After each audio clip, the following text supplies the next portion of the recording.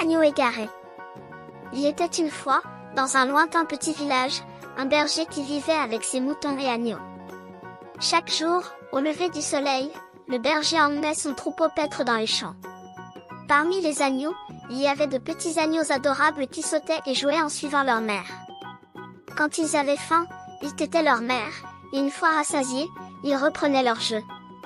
Parmi ces agneaux, il y avait un agneau très espiègle du nom de Coton, qui ne tenait pas compte des paroles de sa mère. Il aimait aussi beaucoup jouer. Un jour, il proposa à ses amis, « Jouons à cache-cache ». Ils se cachèrent joyeusement à droite et à gauche. Certains se glissèrent sous leur mère, d'autres se cachèrent près du berger. Certains se blottirent même près du chien de berger, Comard. Coton, cherchant un endroit encore plus secret, courut vers les arbres. Ne trouvant aucun endroit qui lui plaisait, il continua de courir jusqu'à ce qu'il se retrouve finalement caché dans un buisson serré, entre des arbres dans un endroit désert. Il se réjouissait en riant tout seul, pensant, « Ils ne pourront certainement pas me trouver ici ». Cependant, il ne se rendait pas compte qu'il s'était éloigné considérablement du troupeau. Il attendit longtemps, mais personne ne vint le chercher. Finalement, lassé d'attendre, il décida de retourner là où se trouvait le troupeau en sortant de sa cachette. Cependant, à ce moment-là, il ne savait pas où aller ni dans quelle direction aller. Dans son excitation à se cacher, il ne pouvait plus se souvenir d'où il venait. Il commença à courir dans toutes les directions, à droite et à gauche, mais les arbres l'entouraient de toutes parts. Finalement, il réalisa qu'il s'était perdu dans la forêt. Il se mit à pleurer amèrement, espérant que sa mère viendrait le chercher. Cependant, ni sa mère, ni le berger, ni Comard ne l'entendirent. Il comprit qu'il s'était éloigné, mais il était trop tard. Maintenant, il regrettait profondément de ne pas avoir écouté les nombreuses mises en garde de sa mère lui disant de ne jamais s'éloigner du troupeau. Pendant ce temps, un hurlement de loup lointain résonna. Il commença à trembler de peur. Cette fois, il se mit à pleurer plus fort. À ce moment-là, deux animaux, un lapin nommé Pit-Pit et un écureuil nommé Bissiric, qui étaient en train de se promener, entendirent les pleurs et les hurlements du loup de Coton. « Il semble que le pauvre agneau soit en difficulté, nous devons l'aider, dirent-ils en courant vers Coton. Pit-Pit saisit immédiatement la mâchoire de l'agneau et lui dit « Cesse de pleurer, ne crie pas, sois silencieux. Nous sommes venus pour t'aider. Nous sommes tes amis. » Les larmes coulaient des yeux de Coton comme une pluie. Bissiric sauta sur le dos de Coton et le serra autour du cou, disant « Ça suffit de pleurer, tais-toi. Sinon, ça va mal tourner. Ce loup nommé chasseur nous trouvera sûrement. » D'une main, il essuyait les larmes qui coulaient des yeux de Coton. Le lapin ajouta « Maintenant, nous devons faire un plan. Sinon, le loup a sûrement entendu ta voix et sera bientôt ici. » Tout le monde connaissait ce loup dangereux et impitoyable appelé Chasseur dans la forêt. Chasseur ne manquait jamais sa proie et la capturait sans pitié pour la dévorer. La voix du chasseur se rapprochait de plus en plus. Conscients que le temps leur était compté, Pit-Pit et Bissiric décidèrent immédiatement de mettre en place un plan pour protéger le petit Coton et le réunir avec sa mère. Pendant leur réflexion, Bissiric s'exclama soudain « Je l'ai trouvé, j'ai trouvé. J'ai trouvé ce que nous devons faire. » Pit-Pit, avec ses jambes puissantes, se mit à courir entre les buissons en faisant du bruit pour attirer l'attention du loup et le désorienter, le dirigeant ainsi dans une autre direction. Pendant ce temps, Bissiric profita de l'occasion pour grimper au sommet des arbres et chercher le troupeau de Coton.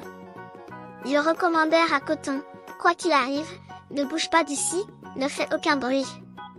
Pit-Pit et Bissiric se mirent immédiatement au travail.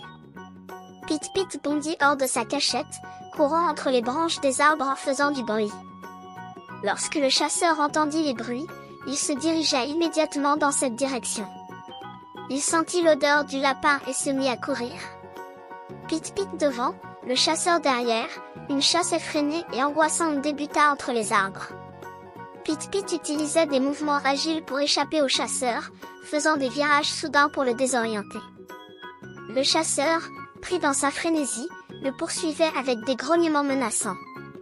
À bout de souffle, il continuait à poursuivre Pit-Pit sans relâche. Pendant cette chasse, Pissiric utilisait ses compétences acrobatiques pour grimper au sommet des arbres à la recherche du troupeau. Il observait en même temps la poursuite entre Pit-Pit et le chasseur, riant car il était convaincu que le chasseur ne pourrait pas attraper Pit-Pit. Ils avaient déjà vécu de telles situations auparavant. Un jour, par exemple, lorsqu'un chasseur était sur le point d'attraper Pissiric alors qu'il dormait sur l'herbe par une journée ensoleillée et belle, Pit-Pit était intervenu à temps pour le sauver avec la même astuce. Depuis ce jour, les deux amis étaient inséparables.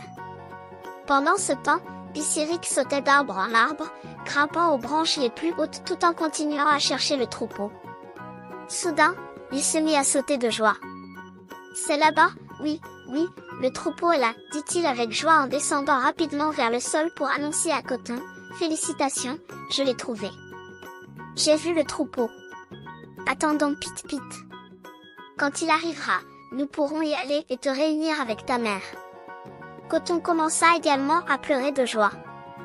Pissiric, riant, observa ses larmes de bonheur.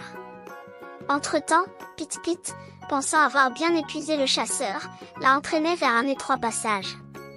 Il savait que seul lui pouvait passer à travers ce passage, et que le chasseur ne pouvait absolument pas le suivre. Lorsqu'il est arrivé au passage, il a sauté de l'autre côté d'un bond. Le chasseur est resté derrière, étendu par terre. Il respirait lourdement, grognait, et des flammes semblaient jaillir de ses yeux, telle était sa colère. Pit-Pit, resté de l'autre côté du passage, commençait à rire. Il se tournait vers lui en riant, « Tu es fort, mais je suis plus intelligent que toi. L'intelligence est au-dessus de tout, n'oublie pas cela avant de courir rejoindre Coton et Pissiric. » Pissiric lui a également annoncé la bonne nouvelle. Ils ont commencé joyeusement leur chemin. Après avoir marché un moment, ils ont quitté la forêt et sont arrivés près du troupeau. En voyant Coton et ses amis, la mère de Coton a accouru vers eux avec un mélange d'excitation et de joie, en serrant son agneau dans ses bras. La mère et les autres brebis et agneaux du troupeau qui retrouvaient leurs petits se sont mis à bêler joyeusement. Le berger, qui a vu la scène, est également venu en courant. Lui aussi était ravi.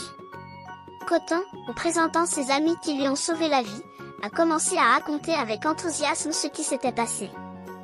Les brebis et les agneaux du troupeau, en écoutant cette aventure passionnante, ont meuglé joyeusement pour remercier Pit-Pit et Pissiric. Le berger, lui aussi, a exprimé sa gratitude en disant « Cette aventure vous a sûrement épuisé. Asseyez-vous, laissez-moi vous offrir de la nourriture. Mais je ne sais pas ce que ma femme a mis dans la besace d'aujourd'hui. Nous partagerons ce qu'il y a en fonction de votre chance. » Il a ouvert la besace et a découvert qu'elle était pleine de nourriture. Qu'y avait-il dedans? Des carottes et des noix. Avec joie, il a donné les carottes à Pit-Pit et les noix à Pissiric. Ils se sont rassasiés en riant. Pit-Pit et Pissiric, les remerciant beaucoup, ont déclaré « Nous devons maintenant retourner dans notre forêt, notre foyer. » Ils ont pris Coton dans leurs bras et l'ont serré contre eux. Pissiric a annoncé la bonne nouvelle à Coton également. Ensemble, ils ont commencé à cheminer avec bonheur. Pit-Pit et Pissiric, comprenant la valeur de leur lien indissoluble, ont pris congé en se dirigeant vers la forêt. Coton, les regardant s'éloigner, a commencé à meugler doucement en chantant des chansons d'amitié et de gratitude. Les brebis et les agneaux du troupeau l'ont accompagné.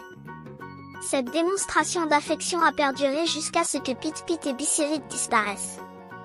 Depuis ce jour-là, Coton ne s'est jamais éloigné trop loin de sa mère. Il comprenait maintenant beaucoup mieux la vérité derrière les paroles des aînés, surtout de sa mère.